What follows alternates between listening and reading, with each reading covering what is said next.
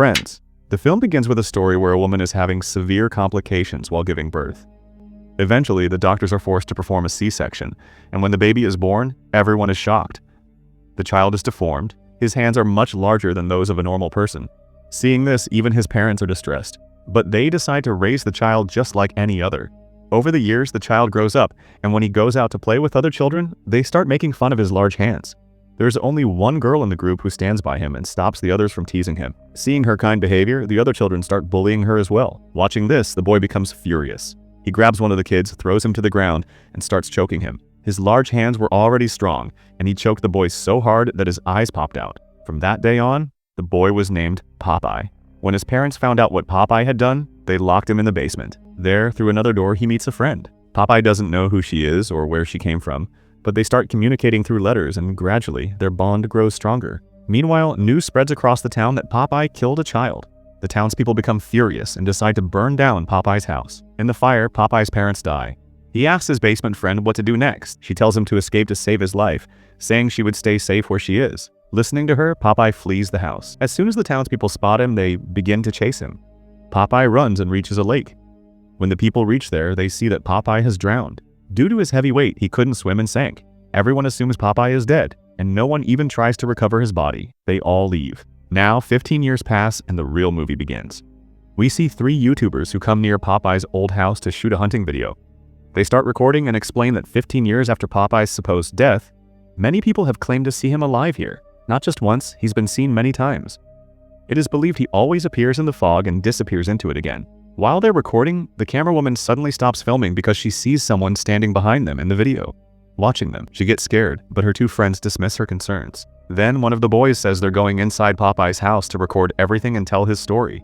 The camerawoman refuses out of fear. Still, the 2 boys go in and tell her to call them if there's any problem. Inside, they turn on the camera and get distracted. Outside, the camerawoman hears eerie sounds, footsteps among them, and suddenly Popeye attacks her from behind. She doesn't get hurt too badly, but falls to the ground. When she opens her eyes and sees Popeye, she's terrified. Popeye places his foot on her head, crushing her skull, killing her instantly. He then goes inside, where the 2 YouTubers are alone. Popeye first attacks the girl, grabs her face, and tears it apart. She dies. Her blood splashes onto her friend's face. Seeing his friend die, the boy tries to run, but Popeye chases after him. As the boy runs upstairs, Popeye catches him. Before Popeye can kill him, the boy finds a hammer and tries to hit him, but it has no effect. Then Popeye grabs him, gouges out his eyes, and kills him too. Suddenly, a letter slips through the basement door. It reads, "Welcome back," indicating Popeye's basement friend is still alive. The scene now cuts to a girl named Tara, who is very excited because the house of Popeye has now been transferred to her mother's name. Previously, it belonged to their history teacher, but after the teacher's sudden death, the house became her mother's property. Tara's father tells her to sell the house immediately, before something bad happens to you too. Tara nods in agreement, but she tells her parents she's going on a trip, though in reality she's not. She's secretly planning to visit Popeye's house, for which she now has the keys since the house legally belongs to her mom. She decides to take her entire group with her. All the friends ask Tara where they're going. Tara tells them they're going to Popeye's house. Everyone is a bit shocked because they knew the house had burned down years ago. Tara explains that someone recently rebuilt the house, and there won't be any issues staying there. The group sets out on their journey. While passing through the forest, an old man suddenly appears in front of their car. He asks where they're going. Tara replies they're going to Popeye's house. Hearing this, the old man becomes frightened and warns them not to go, saying if they do, they'll be killed.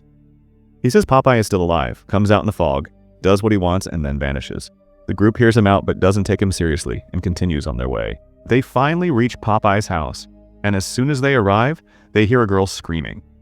Everyone gets scared, but when they go closer, they realize it's one of their own friends who got excited seeing a hot tub. Seeing this, everyone relaxes a bit, but then they notice there's no phone signal. Tara reassures them, saying this is normal for the area and that the signal will return soon. They still didn't sense any danger, but danger had already reached the lakeside in the form of Popeye. A little while later, Tara finds out that the area will be covered in fog for the next week, making travel dangerous. But her boyfriend Dylan calms her down, saying it's fine. They'll just chill for a week. The scene cuts to the same old man who had warned them earlier. He's now fishing by the lake when he hears footsteps behind him. He turns around to find Popeye, who strangles him to death. Then we see Tara's mom at home. One of her friends visits, whose son also went on the trip with Tara. They receive a terrifying update that Popeye has returned. His photos have even been published in the newspapers.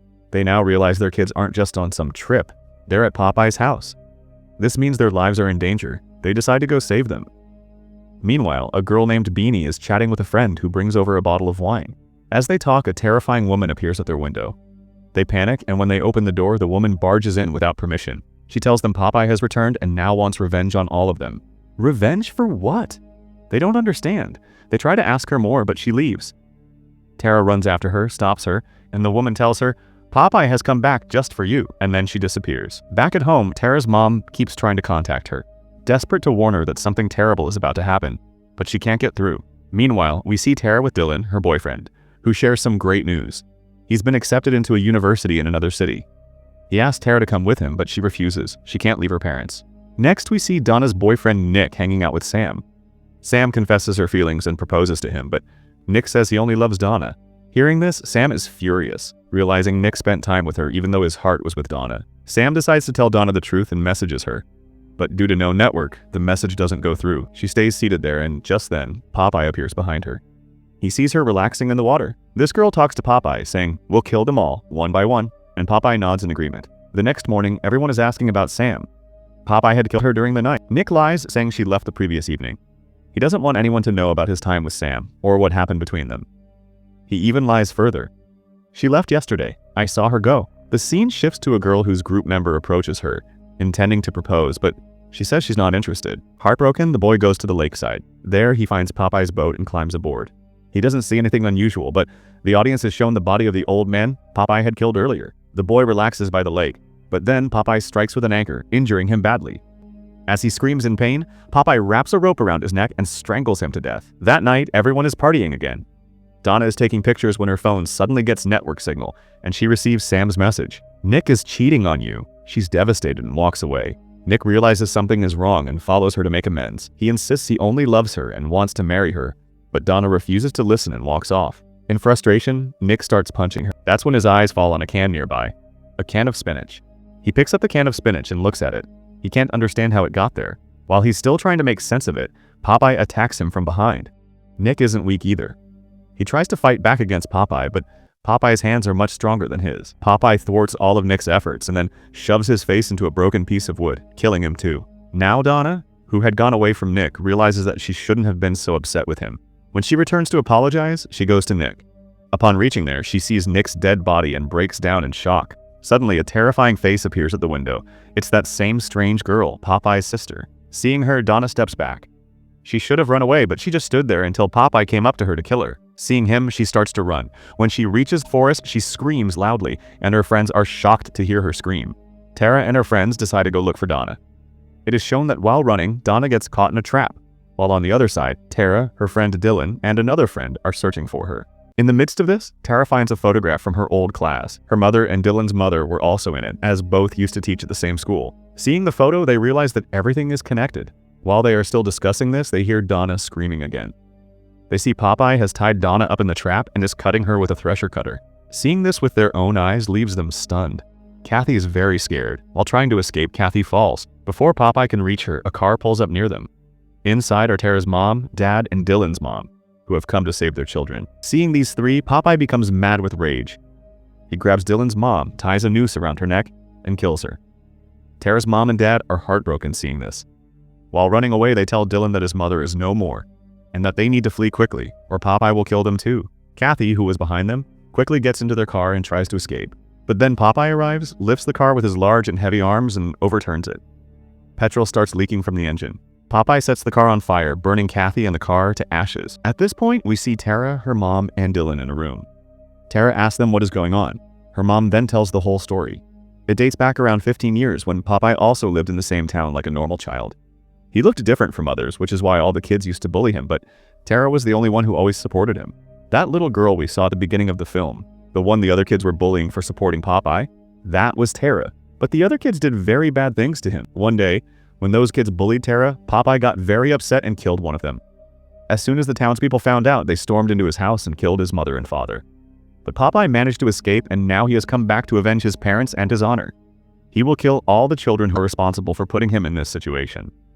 Tara's mom explains that after Popeye's parents' death, the house was inherited, and the community decided that it would go to a member of society in alphabetical order. But whoever gets the house will soon die, and now the house belongs to them. So they want to sell it quickly and always keep Tara away from it to keep her life safe. While they're still talking, Popeye's sister comes out again. She immediately attacks Tara's dad and kills him with a knife. She breaks the door and, standing in front of Tara, says that Popeye only loves her and will kill everyone else. Saying this, she attacks Tara's mom with a knife, injuring her. Seeing this, Tara becomes enraged. She grabs a can of kerosene nearby and pours it on her. The girl starts screaming, and the group takes advantage of the moment to escape. The woman, furious, chases after Tara and catches her. She comes up to Tara. Just before she can stab her, Dylan sets her on fire from behind. Since she already had kerosene on her, the fire spreads rapidly, and she burns to death. By the time Popeye arrives, his sister is already dead. Seeing this, he goes mad with grief and rage. At that moment, Tara's mom is in front of him. He thinks she is responsible for what happened to his sister, so he grabs her from behind and strangles her to death. Tara sees it all and is shattered. Now Popeye also attacks Dylan. Before he can kill him, Tara acts cleverly. She gets into a truck, drives it toward Popeye, and crushes him, killing him and saving both herself and Dylan. Out of all the people, only these two survive. It is now morning. They plan to leave the town, but just before they can, Popeye returns once again. Now he catches Tara, and with that, the story ends. You were watching Movie Mad Club.